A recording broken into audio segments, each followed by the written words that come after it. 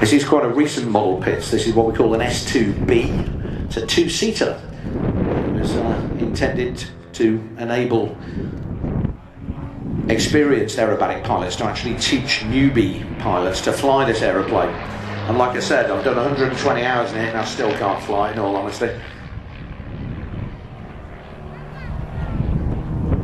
This is a nasty, vicious little beast of an aeroplane, it really is. It will bite you if you let it. Now the aeroplane you're looking at here, although there is a modern version that's made almost entirely out of carbon fibre and glass fibre, produced in America by a company called Aviat. But Curtis Pitts, the guy who designed this, believe it or not, designed this beautiful little, snarly little beast back in 1940, during the Second World War. Because America hadn't entered the war then, and there were still aerobatic competitions going on, and there was a very famous lady pilot called Betty Skelton.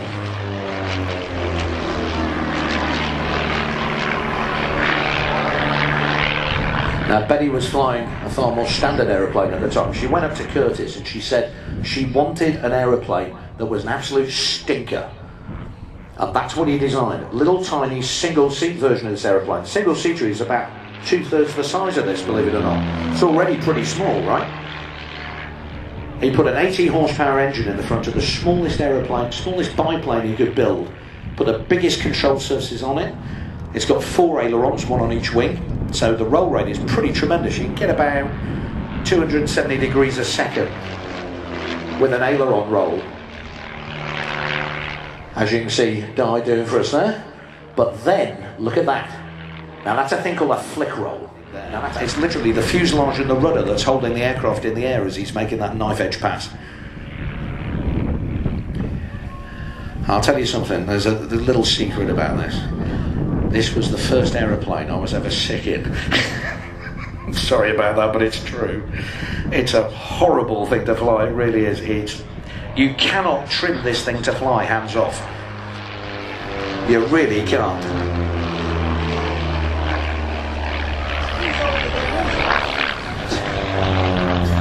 Now, it's not terribly dangerous, but it is very uncomfortable.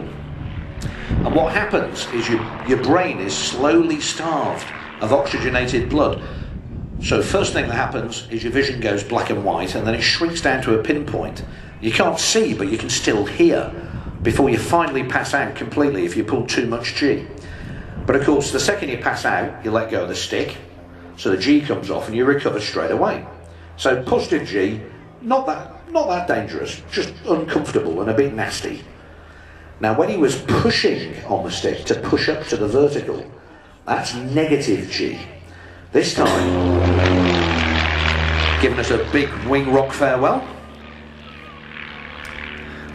And a little slow roll there on the climbing 45. But the trouble with negative G is that if you push too hard or for too long, you get